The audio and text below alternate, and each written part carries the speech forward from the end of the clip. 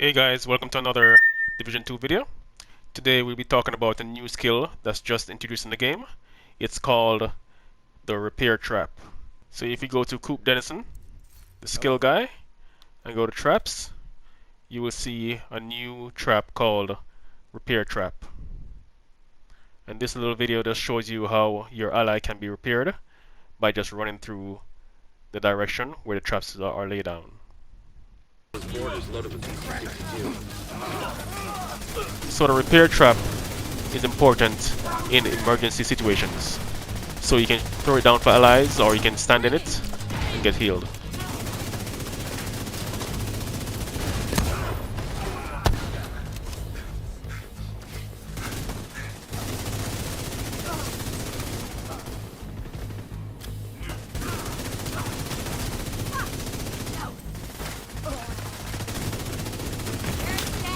Immediate medical assistance needed.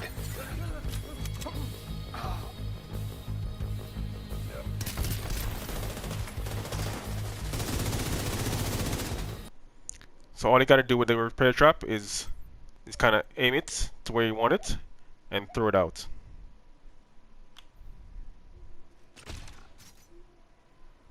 And just like the shock trap, it'll lay down the traps so your allies can run through it. So let's look at the repair trap. As you can see, I have 8 traps. I'm running it on my healer build, so I'm at tier 6, and at tier 6 you get 120% repair. And if you go into overcharge, you get 140% repair. Now this repair is kind of like a burst repair, so it repairs quickly. It doesn't repair continually like the Hive. So all you gotta do to get the repair trap in the game is to do all your manhunt targets. Once you beat all of the targets and you beat Hornet, then the repair trap goes into your inventory. And that's all you gotta do. For you guys out there who likes your healer build, go get your healer traps, and until next time, I'll catch you guys in the next one.